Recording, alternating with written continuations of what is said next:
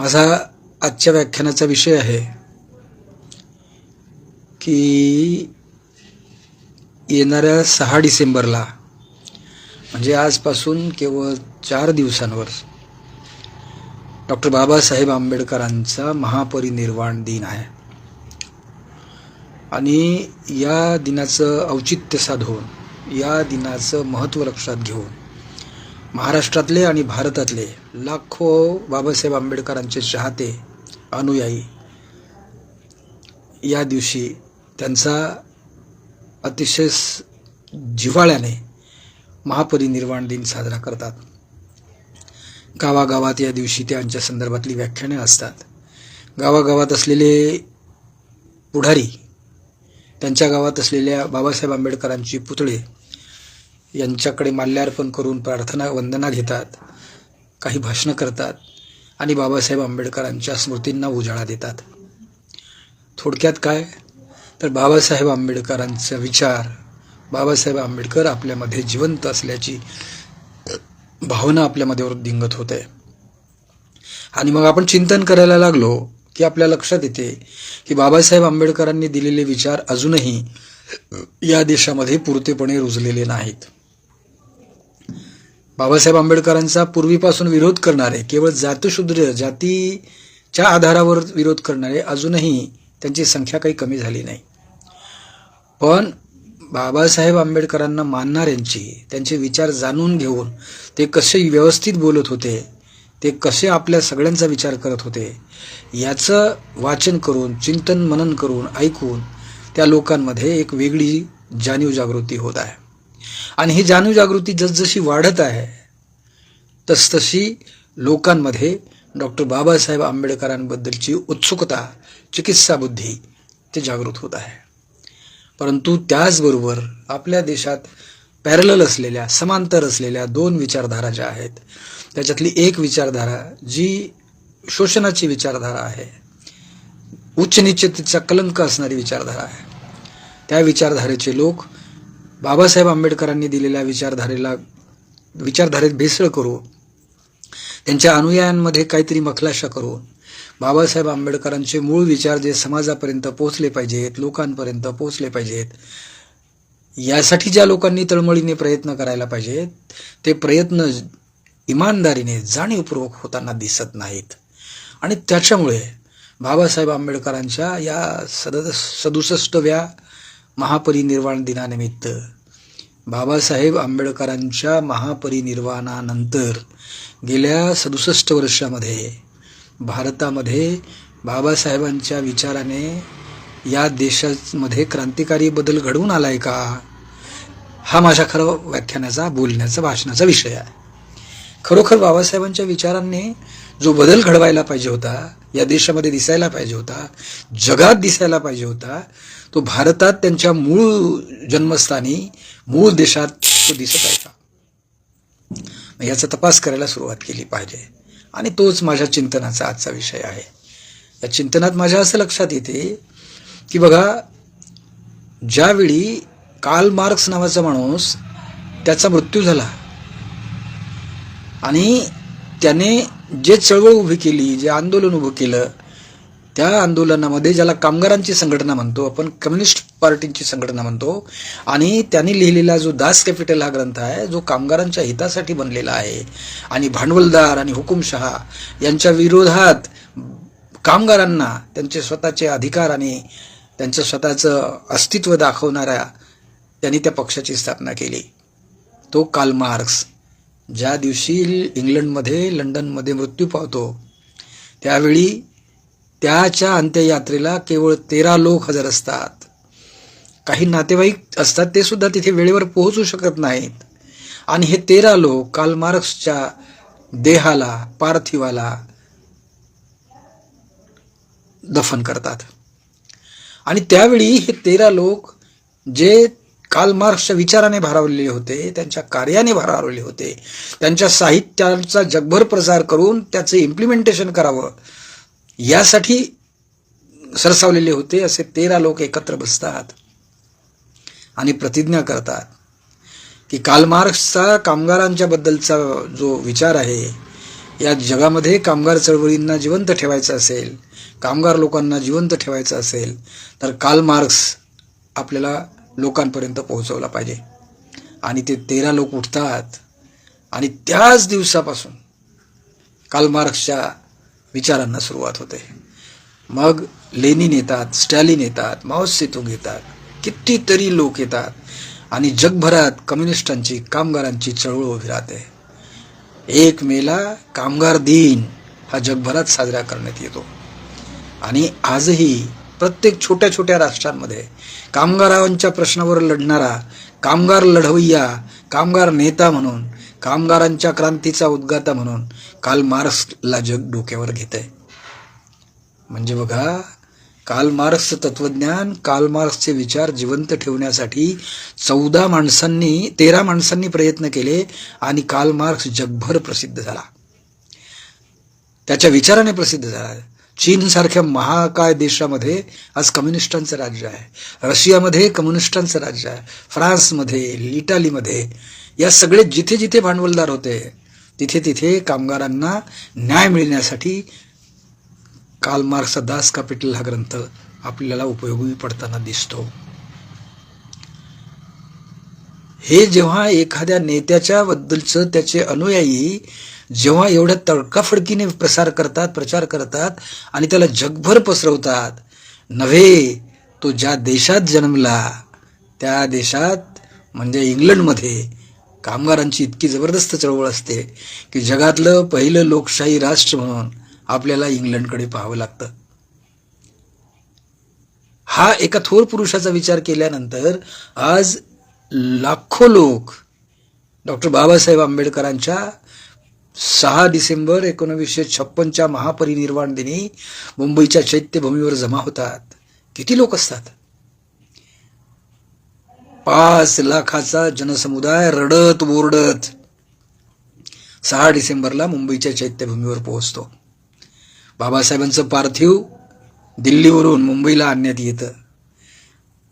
बाबासाहेबांनी ज्या ज्या लोकांना आकर्षित केलं, ज्या ज्या लोकांच्याशी बाबासाहेब आंबेडकरांनी आपली वैचारिक देवाणघेवाण केली, वैचारिक संघर्ष केला, त्या सगळ्या लोकांनी, त्याच्यामध्ये भारताचे राष्ट्रपती, भारताचे पंतप्रधान या महामानवाचा अंतदर्शन घेण्यासाठी दिल्लीला त्यांच्या घरी हजर राहतात. आणि तिथून ते प्रेत, ते पार्थिव मुंबईला आणण्यात येतं आणि मुंबईला त्यांचा अंत्यसंस्कार केला जातो. 5 लाख लोक असतात, लोक रडत असतात. कोणी पायी, उपाशी तापाशी, गाड्यांनी, घोड्यांनी, जसं जमेल तसं चैत्यभूमीवर जमा होतात. लोक रडत असतात. इतकं प्रेम या लोकांचं डॉक्टर बाबासाहेब आंबेडकरांच्या प्रती होतं. जर 14 लोक मार्क्सची क्रांती करू शकतात तर हे 5 लाख लोक या देशाचा बाबासाहेबांनी दिलेला चेहरा का समोर येऊ देत नाहीत? बाबासाहेबांच्या संविधानाला आत्तापर्यंत पूर्णांशाने का मानलं जात नाही? काय बरं असेल? हे आपण विचार केला पाहिजे. आणि हाच आज त्यांच्या या स्मरण दिनानिमित्त चिंतनाचा विषय आहे. काय बरं झालं असेल? मग काही गोष्टी परंपरेने हजारो वर्षापासून आपल्या देशामध्ये ज्या चालत आलेल्या आहेत त्याचा पहिला भाग आपण लक्षात घेतला पाहिजे की आपल्या देशामध्ये चातुर्वर्ण्य व्यवस्था आहे. या चातुर्वर्ण्यामध्ये जाती व्यवस्था आहे. आणि जाती, बाबासाहेबांनीच म्हटलंय, जाती ह्या राष्ट्रविघातक असतात. जाती हा राष्ट्राला एक संघ बनू देत नाहीत. जाती हा एका माणसाला दुसऱ्या माणसाशी माणसासारखं वागू देत नाहीत. जाती ह्या उच्च नीचतेची एवढी दरी निर्माण करतात की त्याच्यामुळे तिरस्कार आणि द्वेषाची भावना प्रभावित होते. ह्या भावना तोडून टाकायच्या असतील तर या जाती नष्टच केल्या पाहिजेत. हे बाबासाहेबांचं ब्रीदवाक्य होतं. आणि त्यांनी प्रतिज्ञा केली होती ना की मी हिंदू धर्मात जन्मलो त्याला माझा नाईलाज आहे, पण मी हिंदू म्हणून मरणार नाही. आणि त्यांनी मृत्यूपूर्वी काहीच दिवस आधी म्हणजे 14 ऑक्टोबर 1956ला हिंदू धर्माचा त्याग केला आणि आपल्या लाखो अनुयायांसोबत बुद्ध धम्माची दीक्षा घेतली, बुद्ध धम्म घेतला. हे बुद्ध धम्म काय भानगड आहे? जे जगात इतर धर्म आहेत जसं ख्रिश्चन धर्म आहे, जैन धर्म आहे, मुस्लिम धर्म आहे, ज्याला आपण इस्लाम धर्म म्हणतो, हे धर्म आणि भगवान बुद्धाने दिलेला बुद्ध धर्म याच्यात काही फरक आहे की नाही, काही तपासलं पाहिजे की नाही. बाबासाहेबांनी का बरं आपल्याला बुद्ध धर्म दिला असेल, तर त्यांनी लिहिलेल्या त्यांच्याच शेवटच्या ग्रंथामध्ये असं म्हणतात की बुद्ध धर्म नाही, बुद्ध हा धम्म आहे, आणि हा धम्म म्हणजे माणसांच्या जीवनाचा मार्ग आहे. आणि त्या जीवन मार्गाची सरळ साधी सूत्र डॉक्टर बाबासाहेब आंबेडकरांनी त्यांच्या बुद्ध आणि त्याचा धम्म या ग्रंथांमध्ये अतिशय सुलभ रीतीने मांडलेली आहेत. आणि ज्या धम्मामध्ये जाती व्यवस्था नाही, ज्याच्यामुळे शोषण होणार नाही, माणुसकी कायम अबाधित राहील आणि सगळी माणसं बंधुभावाने राहतील, असा बुद्ध धम्म डॉक्टर बाबासाहेब आंबेडकरांनी आपल्या देशातील लोकांना दिला. आणि ते जातीमुक्त झाले. जातीमुक्त होण्याचं दुसरं एक कारण आहे की जाती या वंश परंपरेने जन्माने मिळतात, आणि मग जर एकाच जन्मात जन्मलेला माणूस त्याच जातीत जन्मलेल्या दुसऱ्या स्त्रीशी विवाह करेल किंवा ती स्त्री त्याच पुरुषाशी विवाह करेल तर जाती व्यवस्था कायम राहील. आपल्या हयातीतच डॉक्टर बाबासाहेब आंबेडकरांनी ही शिकवण दिली की आंतरजातीय विवाह केले पाहिजेत, आणि त्यांनी पहिला विवाह केला, आंतरजातीय विवाह केला. त्याच्यानंतर त्यांच्या पावलावर पाऊल टाकून आपण किती लोक पुढे गेलो आहोत. गेल्या 67 वर्षात किती लोकांनी हा उपक्रम बाबासाहेबांचा आपल्या अंगात बांधला. बाबासाहेबांनी दिलेल्या बुद्ध धम्मामुळे आम्ही बुद्ध झालो. अनेक लोक बुद्ध झाले, पण बुद्ध झालेले बाबासाहेबांनी दिलेली आचारसंहिता आपण पाळली आहे का? ज्या बुद्ध धम्माच्या मूळ तत्वज्ञानात बसत नाही, त्याचं ठळक स्पष्टीकरण नाही, असं असताना बाबासाहेबांनी 14 ऑक्टोबर 1956 म्हणजे 15 ऑक्टोबर 1956 नागपूरच्या दीक्षाभूमीवर 22 प्रतिज्ञा लोकांना दिल्या. का दिल्या? हा 22 प्रतिज्ञा या देशातील वैदिक संस्कृतीने दिलेला, या देशातील सनातन संस्कृतीने दिलेला, या देशातील हिंदू संस्कृतीने दिलेला हिंदू धर्म नाकारत आहे. हिंदू धर्माची जेवढी पूजास्थानं आहेत, हिंदू धर्माची जेवढी म्हणजे देवदेवता आहेत, हिंदू धर्माच्या ज्या उपासना पद्धती आहेत, हिंदू धर्माचे जे ग्रंथ आहेत, या सगळ्यांना बाबासाहेब आंबेडकरांनी नाकारलं आहे. आणि सगळ्यांना सांगितलं की मी हे करतोय, मी ही प्रतिज्ञा घेतो. अशा 22 प्रतिज्ञा डॉक्टर बाबासाहेब आंबेडकरांनी दिल्या. त्याचा काय परिणाम झाला? ज्या झपाट्याने 14 लोकांनी कालमार्क्स जगभरात नेला, त्या झपाट्याने या 5 लाख लोकांनी जे हजर होते तिथे, त्यांनी बाबासाहेबांच्या या विचारांचं इम्प्लिमेंटेशन केलंय का? आत्तापर्यंत सुद्धा दिसत नाही. आता सुद्धा एखादा बुद्ध झालेला माणूस आपल्या बुद्ध विहारामध्ये अतिशय चांगल्या रीतीने पूजा अर्चा करतो आणि लगेच विक्तुजी बाबाच्या दर्शनाला टाकळ घातला जातो आणि तिथे तो विक्तुजी बाबाचे दर्शन घेतो. एखादा माणूस तोच बुद्ध असतो आणि तो संत शेगावच्या गजानन महाराजाकडे जातो आणि तिथून आपला दर्शन घेऊन वापस येतो. हे काय भानगड आहे? म्हणजे आपण बाबासाहेब आंबेडकरांनी बुद्ध धम्म स्वीकारला, जी आचारसंहिता दिली ती अद्याप आपल्याला पुरेशी स्पष्ट दिसत नाही.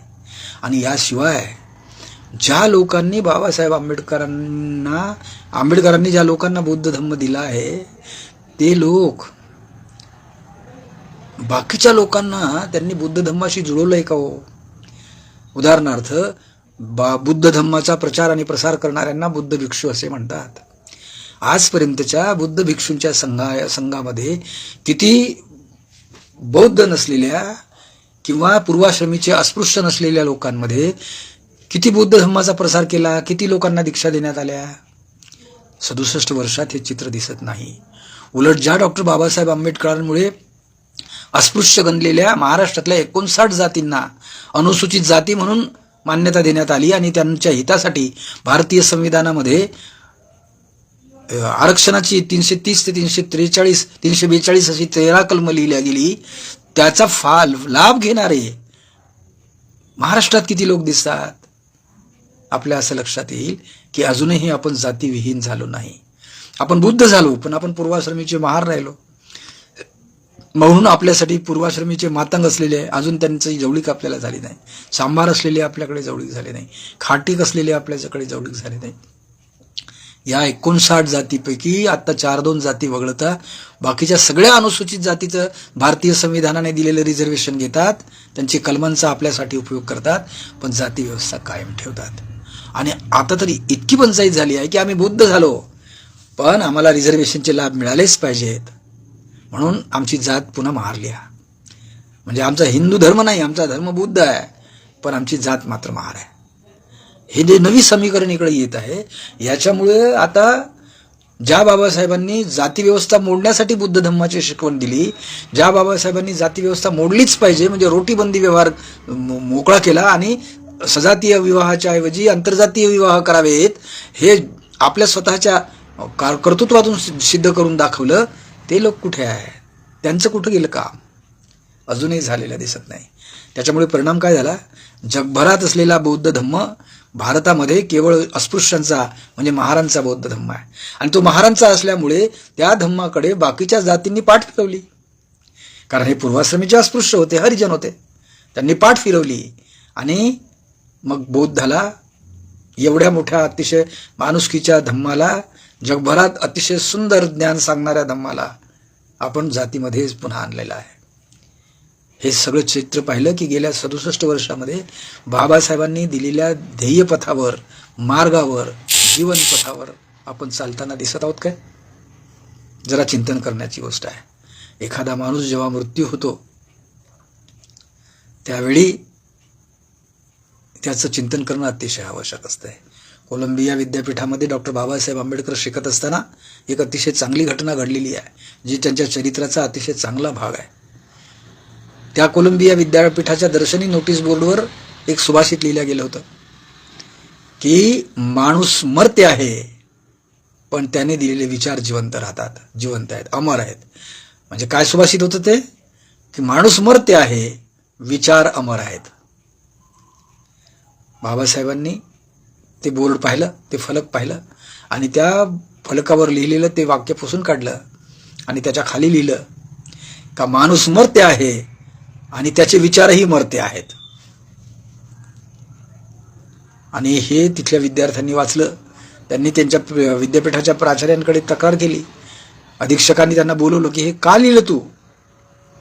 आणि तेव्हा त्या वर्गात, एवढ्या मोठ्या क्लासमध्ये बाबासाहेब उत्तर देतात की माणूस मर्त्य आहे ही खरी गोष्ट आहे, पण त्या माणसाने दिलेले विचार जर त्याच्या अनुयायांनी पाळले नाहीत, आचरणात आणले नाहीत, त्या विचारांचा प्रसार केला नाही, तर ते विचारही मरतात, ते अमर राहत नाहीत. त्या माणसाचे विचार अमर ठेवायचे असतील तर त्याचे अनुयायी पक्के असले पाहिजेत. बाबासाहेब आंबेडकरांच्या विचारांचे अनुयायी आज आपल्याला कुठे दिसतात? हा विचार करण्याचा प्रश्न आहे. ज्या बाबासाहेबांनी देशातली प्रत्येक माणसाच्या हितासाठी संविधानाची कलमं नमूद केली, ती कोणत्या माणसाने आपल्या जीवनात अंमलात आणली? आजही आपण मतदार झालो आणि परंपरेने कितीतरी वर्षापासून एकाच माणसाला, एकाच पक्षाला निवडून देण्याचं आपण पुण्यकर्म करत आहोत असं म्हणतोय. त्याच्यामुळे भारताची लोकशाही जिवंत राहील, भारतामध्ये बंधुभाव निर्माण होईल. जाती जातीची भांडणं जेव्हा पेटतात तेव्हा त्याचा उत्कर्षाने प्रत्यय येतो की बाबासाहेबांचे विचार मारण्याचं काम आमच्याच पिढीनं केलंय का? जर तसं नसतं तर आज मराठ्यांचं भांडण कुणब्यांशी लागलं नसतं ना. मराठ्यांना आरक्षण पाहिजे आणि ते कुणब्यांच्या कोट्यातून पाहिजे, मग कुणबी प्रमाणपत्र मराठ्यांना दिले पाहिजे. हे काय भानगड आहे? बाबासाहेबांनी दिलेली कलमं ज्याच्यामुळे आरक्षण मिळालं त्याचे अर्थ नीट समजून घेतले पाहिजे ना. ते घेतले जात नाहीत. मग बाबासाहेबांनी दिलेला हा विचार आता मृत्यू पावत आहे. भारताच्या संविधानात निवडणुका ह्या अतिशय निरपेक्षपणे व्हावा म्हणून निवडणूक आयोगाची रचना बाबासाहेबांनी भारताच्या संविधानातील कलमाप्रमाणे केली. आज भारतीय निवडणूक आयोग काय करतं? एक साधा पनौती शब्द वापरतो काँग्रेसचा एक वक्ता, त्याच्यावर लगेच तुम्ही त्याला नोटीस बजावता आणि त्याच्यावर कार्यवाही करायला लावता. का? त्याचं व्यक्ती स्वातंत्र्य, त्याचं भाषण स्वातंत्र्य, त्याचं विचार स्वातंत्र्य नाही आहे का? आणि मग जो पक्ष किंवा जो माणूस या शब्दाला आक्षेप घेऊन निवडणूक आयोगाकडे तक्रार करतो, त्याच माणसाने त्याच्या कुटुंबाबद्दल जेव्हा मूर्खो के सरदार असा शब्द वापरला जातो तेव्हा ते घटनाबाह्य नाही आहे का? ते व्यक्ती स्वातंत्र्याला मारक नाही आहे का? मग त्याच्यावर का नाही खटला भरला जात? याचा अर्थ बाबासाहेबांनी दिलेला जो संविधानातला निवडणूक आयोग आहे तो त्या संविधानाच्या निवडणूक आयोगामध्ये काम करणाऱ्या लोकांनी गुंडाळून ठेवलेला दिसतो. एवढंच कशाला, बाबासाहेब आंबेडकरांनी या देशाची अर्थव्यवस्था ही सामान्य माणसापर्यंत जावी म्हणून बाबासाहेबांनी या देशाचा अर्थशास्त्र म्हणून अभ्यास केला. ते उत्कृष्ट अर्थशास्त्री होते. त्या अर्थशास्त्रामध्ये भारताचं अर्थशास्त्र हे सामान्य माणसाच्या हिताचं असलं पाहिजे, तसं त्याचं बजेट असलं पाहिजे, तसा त्याचा आयोग असला पाहिजे, तसा त्याचा मंत्री असला पाहिजे, तसं त्याचं अर्थ खातं असलं पाहिजे. हा बाबासाहेबांनी संविधानात दिलेला विचार आज प्रत्यक्षात कुठे आहे? 1935 साली ज्यावेळी भारतामध्ये भारतीय रिझर्व्ह बँकेची स्थापना झाली त्यावेळी त्या रिझर्व्ह बँकेचं जे संचालक मंडळ होतं, या देशाचं चलन कसं असलं पाहिजे हे बाबासाहेबांनी लिहिलेल्या प्रॉब्लेम ऑफ रुपीज या ग्रंथाद्वारे त्याचं नियमन करण्याचा प्रकार सुरू होत होता. आज कुठे दिसतंय? ज्यावेळी भारताच्या रिझर्व्ह बँका इतर बँकांचे व्यवहार पाहतात आणि ज्या बँकांनी भांडवलदारांना कर्ज दिलंय त्यांची कर्ज माफ करतात आणि सामान्य शेतकऱ्याला कर्ज दिलं त्याच्यावर टांगती तलवार ठेवतात, त्याला आत्महत्या करायला प्रवृत्त करतात. हे बाबासाहेब आंबेडकरांनी दिलेल्या, रिझर्व्ह बँकेने दिलेल्या आणि अर्थमंत्रालयात अर्थचं बजेट लावणाऱ्या ज्या कोणी लोकांनी केलेलं आहे त्यांनी बाबासाहेब आंबेडकरांचा अर्थविचार आपल्या देशात जिवंत ठेवलाय का? आपण ह्या चिंतनाचा प्रश्न केला पाहिजे. ज्या डॉक्टर बाबासाहेब आंबेडकरांनी आपल्याला शिक्षणाचा मूळ मंत्र दिला, आम्ही फार भाषणांमध्ये ही वाक्य खूप जोराजोराने म्हणतो. प्रत्येकच वक्ता ज्यावेळी डॉक्टर बाबासाहेब आंबेडकरांच्या उत्स्फूर्त भाषणासाठी उभा राहतो तेव्हा त्याच्या त्या भाषणातून हे वाक्य येतच. काय वाक्य असतं ते वाक्य असतं, शिक्षण हे वाघिणीचं दूध आहे, जो पिईल तो गुरगुरल्याशिवाय राहणार नाही. म्हणजे शिक्षणाची एवढी महत्त्व डॉक्टर बाबासाहेब आंबेडकर विचार करतात, आपल्या देशाला देतात, आपल्या लोकांना देतात आणि सांगतात की शिका, संघटित व्हा, संघर्ष करा, अरे शिकवा, चेतवा आणि पेटवा. ही बाबासाहेब आंबेडकरांची शब्दरचना गेल्या 67 वर्षात आपल्याला कुठं दिसते? आपण शिकतो पण वाघिणीसारखे गुरगुरतो काय? आज अनेक शिक्षण संस्थांचा आम्ही पाहतोय की शिक्षण संस्था चालवणारा माणूस हा साधा ग्रॅज्युएट सुद्धा नसतो, 10वी आणि 12वी पास झालेला असतो, पण तो शिक्षण संस्थेचा संस्थाचालक बनतो आणि त्या संस्थेमध्ये, त्या कॉलेजांमध्ये काम करणारे जे शिक्षक, प्राध्यापक आणि प्राचार्य असतात ते उत्कृष्ट शिक्षण, उच्च शिक्षण घेतलेले दर्दी असतात, डॉक्टरेट झालेले असतात. ते जेव्हा या 10वी 12वी नापास किंवा पास असलेल्या ग्रॅज्युएट माणसाच्या हाताखाली काम करतात तेव्हा तो जे सांगतो तेच ते ऐकतात. तेव्हा त्यांचं शिक्षण हे वाघिणीच्या दुधाने गुरगुरण्यासारखं आहे का? आज प्रशासन यंत्रणेमध्ये असलेले सगळे IAS ऑफिसर्स, पहिल्या नंबरचे, वर्ग 1चे अधिकारी, वर्ग सुपर क्लास 1चे ऑफिसर्स, हे जे शिकून आलेले आहेत ते कुठे वाघासारखे गुरगुरताना दिसतेत का? बाबासाहेबांचं हे विधान की शिक्षण हे वाघिणीचं दूध आहे, आम्ही जे शिक्षण घेतलं तर आम्ही वाघासारखे का गुरगुरत नाही? हा चिंतन करण्याचा प्रश्न आहे. आणि मग लक्षात येतं की याच्या मागची काय पार्श्वभूमी असली पाहिजे ती शोधली पाहिजे. बाबासाहेबांनी हे सांगितलं होतं की स्त्री आणि पुरुष कायद्यापुढे समान आहे, स्त्रियांना पुरुषांच्या बरोबरीचे हक्क मिळाले पाहिजेत, यासाठी बाबासाहेबांचा लढा होता. आणि त्यांनी या लढ्यासाठी हिंदू कोड बिल नावांचं स्त्रियांच्या संरक्षणाचं अतिशय महत्त्वाचं कायदेविषयक पुस्तक निर्माण केलं.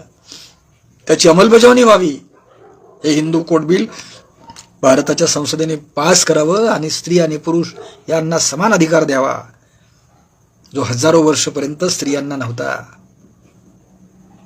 ते देण्यासाठी त्यांनी देशाच्या पंतप्रधानाकडे साकडं घातलं. हा विषय देशाच्या संसदेपुढे मांडू द्यावा म्हणून सभापतींना विनंती केली, त्यांनी ते जुमानलं नाही. पहा, स्त्रियांच्या या हितासाठी एका पुरुषाने, महापुरुषाने आपल्या पदाचा राजीनामा दिला. ज्यांनी मंत्रीपद सोडलं, ज्यांनी आपलं सत्तापद सोडलं, परवा केली नाही. त्या माणसाचा आदर्श कुठे आहे? पदासाठी हपापलेले आज जेव्हा आमदार खासदार पाहतात आणि इकडून तिकडून या पक्षातून त्या पक्षात विकले जातात, किंवा या पक्षातून निवडणुकीच्या आधी या पक्षाला शिव्या देतात आणि निवडून आल्यानंतर त्याच पक्षाची हातमिळवणी करतात, हे जेव्हा चित्र दिसते तेव्हा डॉक्टर बाबासाहेब आंबेडकरांचा तो स्वाभिमानी बाणा कोणत्या राजकीय पुरुषात दिसतो? नाही दिसत. ज्या स्त्रियांच्या हक्कासाठी डॉक्टर बाबासाहेब आंबेडकरांनी आपलं जीवाचं रान केलं आणि स्त्रियांना त्यांचे अधिकार मिळवून दिले.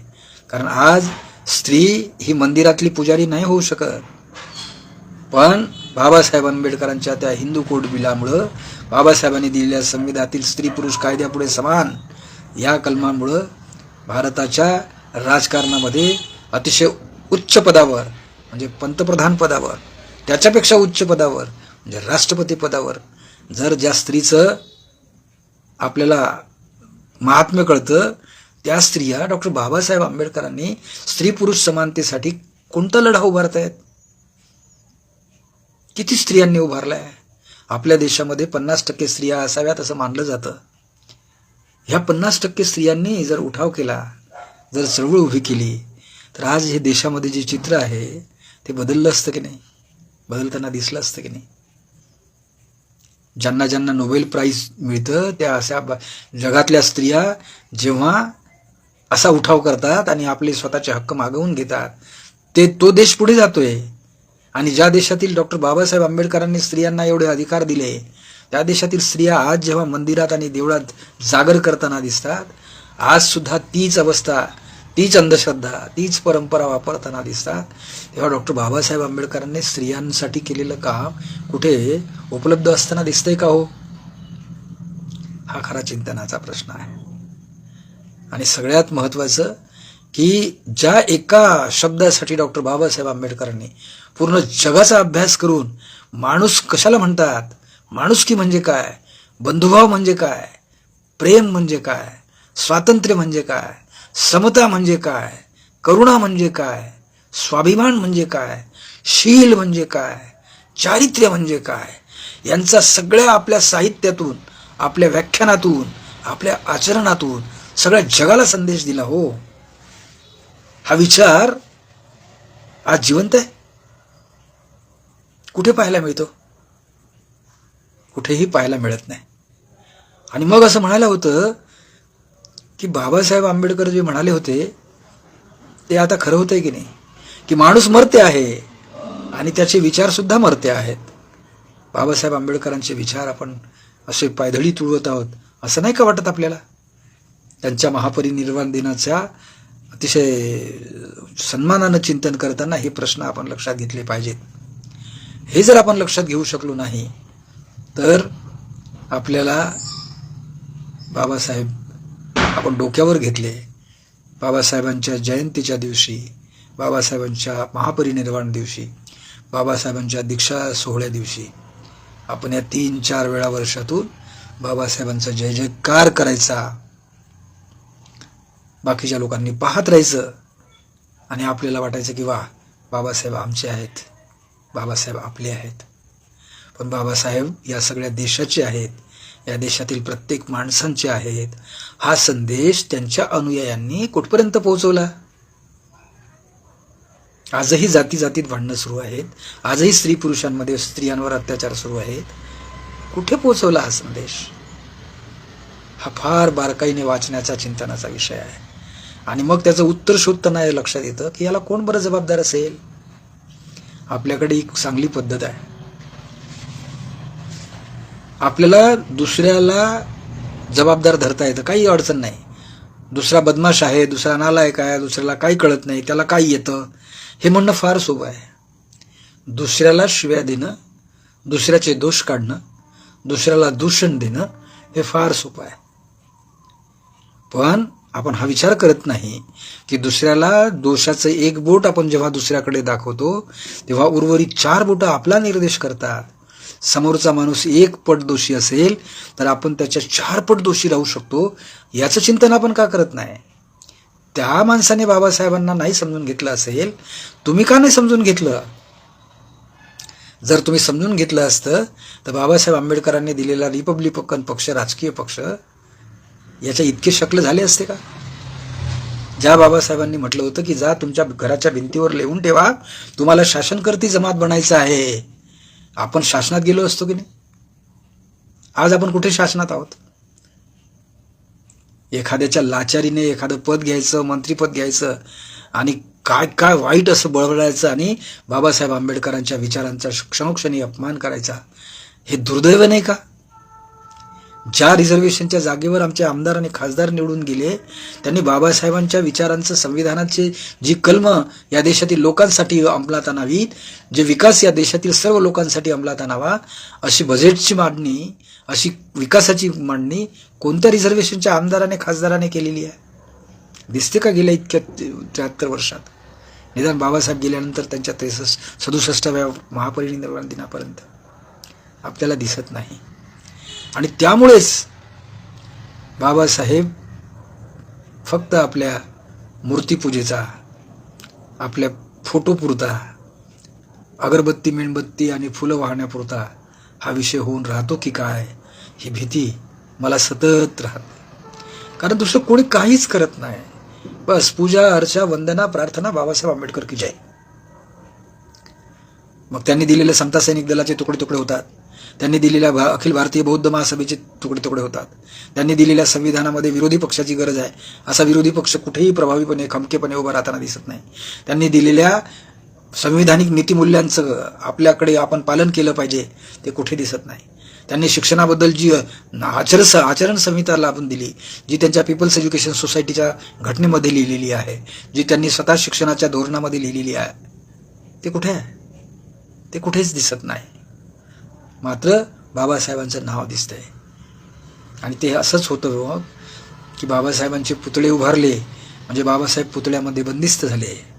त्यांचे विचार कोणीही काही घेतले नाही. बाबासाहेब आपण डोक्यावर घेणार आणि बाबासाहेबांचे आचार मारून टाकणार. मग बाबासाहेब मरते आहेत की अमरते आहेत, हा विचार आपल्याला करावा लागेल. आणि आता काळ खूप मोठा कठीण आलेला आहे. रोज काहीतरी वेगवेगळं घटना घडते आहे. आणि या घटनामध्ये जे तत्व आहे ते कोणतं तत्व आपल्याला दिसतं? तुमच्या प्रत्यक्ष लक्षात येईल की हे तत्व आहे एका माणसाने दुसऱ्या माणसाचा तिरस्कार करायचा. एका माणसाने आपल्या स्वार्थापायी दुसऱ्या माणसाचे लचके तोडायचे, त्याचं जीवन बर्बाद करायचं. एका माणसाने बाकीच्या सगळ्या माणसांनी उपाशी राहावं आणि आपणच सगळा मलिदा खावा, आपल्याजवळ ठेवावा. हे जे वैदिक संस्कृतीचं तत्व आहे ना, हे जे ब्राह्मणी संस्कृतीचं तत्व आहे ना, हेच आपल्याला आपल्या देशामध्ये आता सुद्धा दिसत आहे. त्या ब्राह्मणी संस्कृतीचे संघ सरचालक यांनी जे एक पुस्तक लिहिले ना, ज्याला बंच ऑफ थॉट म्हटलं जातं, द नेशन हू डिफाईन्ड, हे पुस्तक म्हटलं जातं. त्या पुस्तकामध्ये लिहिलेलं आहे की जर तुम्हाला देशावर राज्य करायचं असेल तर या देशातील 95% जनता भुकी आणि कंगाल राहिली पाहिजे. ती खाण्यापिण्यासाठी मोताद असली पाहिजे आणि ती जी लाचार झाली पाहिजे, अशी वर्तणूक ठेवणारं, नियंत्रण ठेवणारं शासन तुम्ही आणलं पाहिजे. आणि त्यासाठी या देशाची गडगंज संपत्ती केवळ 4-2 लोकांच्या हातात द्यायची आणि ती सत्ता त्यांच्या साह्याने 4-2 लोकांच्या हाती द्यायची आणि संबंध 95% लोकांवर आरामात राज्य करायचं. तर आपण त्या देशावर हजारो वर्ष राज्य करू शकतो. हा ज्या वैदिक संस्कृतीचा, ब्राह्मणी संस्कृतीचा इतिहास आहे तो पुन्हा पुन्हा जिवंत करता राहताना दिसतोय. हे नाही का आपल्या लक्षात येत? भारतामध्ये एखादा माणूस गडगंज श्रीमंत होतो आणि त्याच्या अवतीभोवतीच्या परिसरात काम करणारे लोक, जगणारे लोक अन्नासाठी मोताद असतात. तेव्हा कुठे माणुसकी आहे? कुठे बाबासाहेबांनी दिलेल्या संविधानातील समता आहे? कुठे बाबासाहेबांनी दिलेल्या याच्यात आर्थिक स्वातंत्र्य आहे? तुम्हाला जगण्यासाठी नोकऱ्या मिळाल्या पाहिजेत, सुलभ काम मिळालं पाहिजे, मागेल त्याला काम मिळालं पाहिजे. यासाठी बाबासाहेब आंबेडकरांनी आपल्या संविधानामध्ये अतिशय चांगल्या तरतुदी करून ठेवलेल्या आहेत. त्या कुठे आहेत आता? शिक्षणाचं कंत्राटीकरण, खाजगीकरण होते, नोकऱ्यांचं कंत्राटीकरण होते. आणि हे सगळंच्या सगळं फक्त यासाठी आहे की या देशातील जनता ही भुके कंगाल राहिली तरच ठराविक लोक ज्याला 3% 3.5% लोक म्हणतो आपण, ते परमनंट आपल्या देशावर राज्य करू शकतील, हा त्यांच्यामध्ये प्रचंड विश्वास आहे आणि त्या निर्धाराने ते काम करत आहेत. आणि आपण आपल्या आपसात भांडत आहोत. काल परवा महाराष्ट्रामध्ये अनुसूचित जाती विरुद्ध ओबीसी जाती यांचा झगडा होता. खेड्यापाड्यात हे झगडे चालायचे. आता अनुसूचित जातीचे लोक थोडेसे हुशार झाले, त्यांना बाबासाहेब कळू लागले, त्यांच्यामध्ये शिक्षणाचा प्रभाव जाणवला, म्हणून त्यांना आता बाजूला करायचं आणि ज्याला ओबीसी म्हणायचं, ज्याला कुणबी म्हणायचं आणि कुणबीने मराठावाद सुरू करून द्यायचा. मग त्यांच्याच झगडे लावून द्यायचे, त्यांच्या झगड्यांमध्ये धनगरांना समाविष्ट करून घ्यायचं, पुन्हा त्यांचे झगडे लावायचे. म्हणजे तुम्ही आपसात झगडे करत राहिले की माकडाला लोणी खाणं सोपं जातं.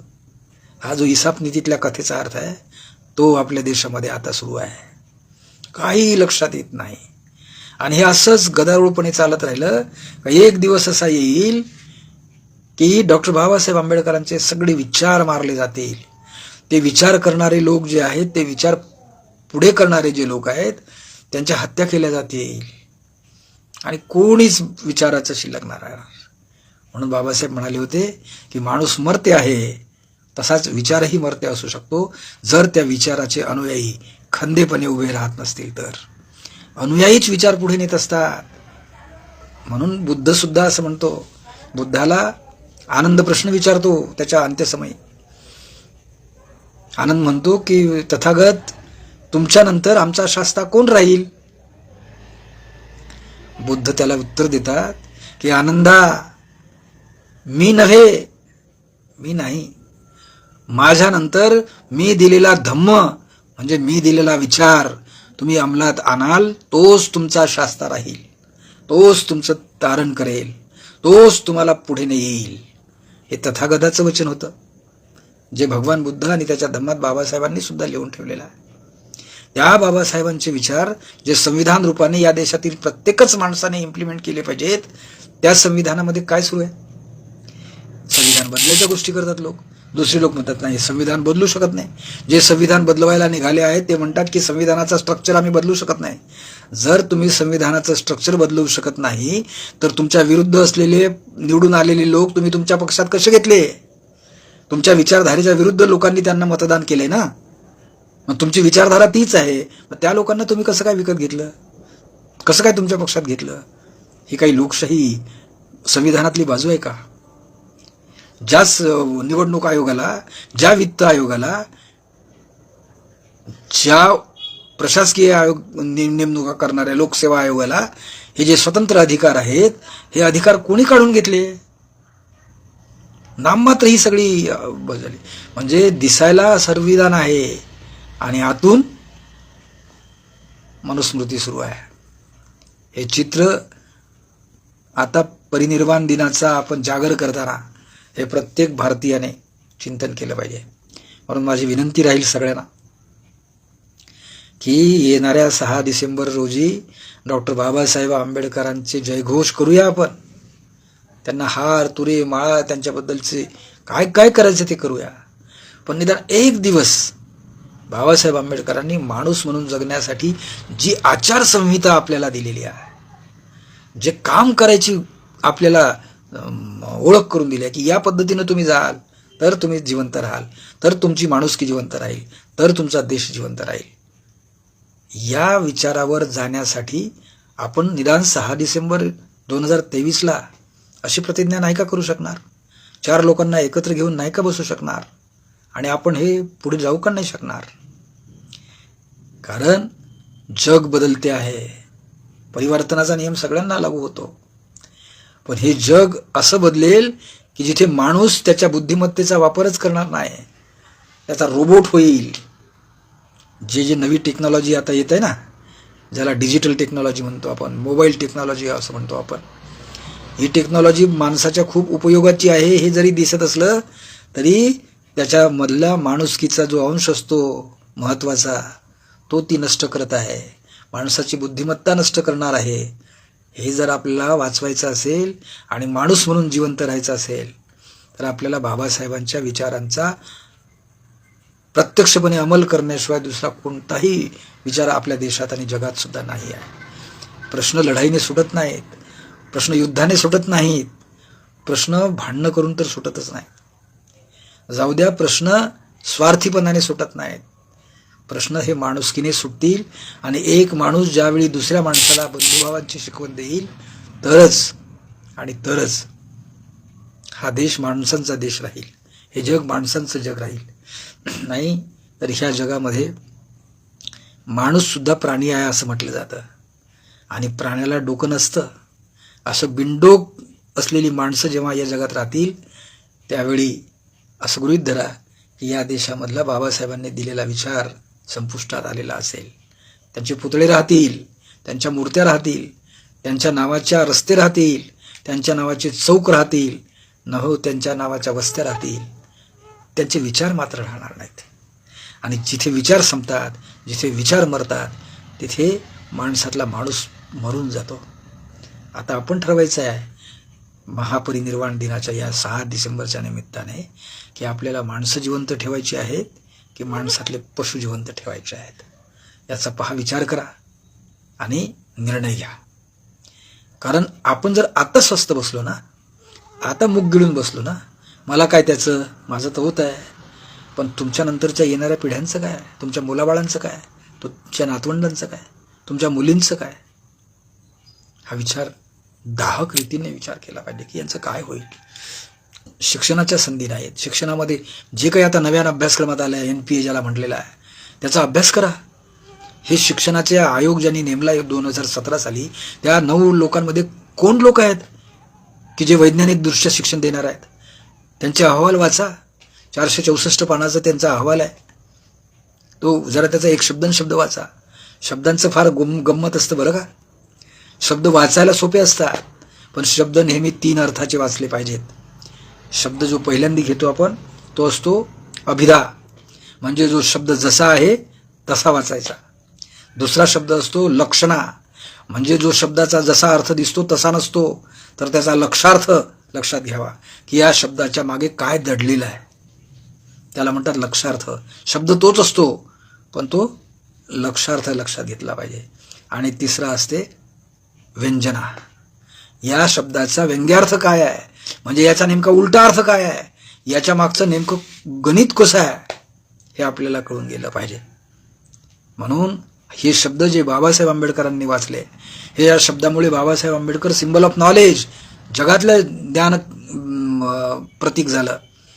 कारण त्यांनी शब्दांचे प्रॉपर अर्थ वाचले, त्यांनी इतिहासाचे प्रॉपर अर्थ वाचले आणि आपल्याला त्या दृष्टीने मार्गदर्शन करण्यासाठी आपलं साहित्य निर्माण केलं, आपलं कर्तृत्व निर्माण केलं.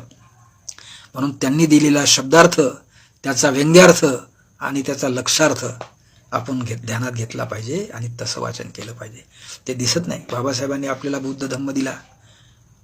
सारे भिक्षू जेव्हा बुद्ध विहारामध्ये जातात आणि पूजा वंदना एवढंच करतात,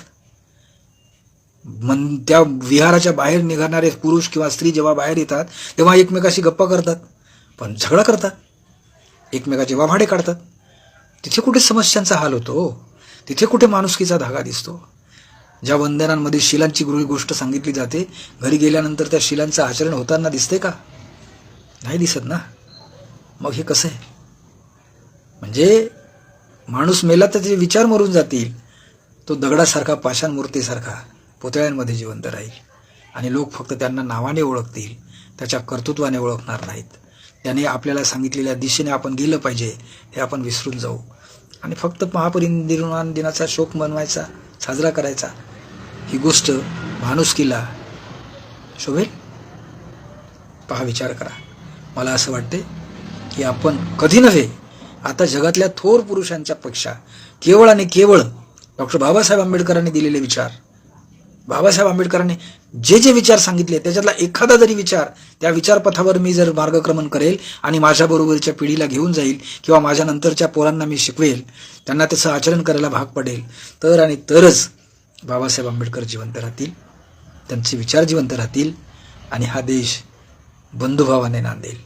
का बाबासाहेबांनी भारतीय संविधानात म्हटलं आहे की we the people of India, that is Bharat. आम्ही भारताचे लोक आहोत आणि आम्ही एकतेने आणि एकात्मतेने राहू. ही एकता आणि एकात्मता गेल्या 73 वर्षात आपल्याला दिसली नाही. संविधानात ती आहे, ती इम्प्लिमेंट होत नाही. तेव्हा आपण आता ही प्रतिज्ञा केलीच पाहिजे. एखादा माणूस जेव्हा त्याचा अंत होतो त्यावेळी त्याच्या जीवनाचा त्याचं चिंतन आपल्याला मांडलं पाहिजे. महापरिनिर्वाण दिनाच्या निमित्तानं डॉक्टर बाबासाहेब आंबेडकरांच्या जीवनाचं चिंतन आपण मांडलंच पाहिजे. म्हणून माझा हा प्रयत्न होता आणि मला आपल्याला आपण बोलावयाची संधी दिली आणि मी हे माझं मनोगत म्हणा व्यक्त केलं आणि आपल्या समक्ष मांडलं. राहुल खांडेकरने बहुजन संघटक या पेजवर मला पुन्हा ही संधी दिली, त्याबद्दल मी त्याचं कौतुक करतो.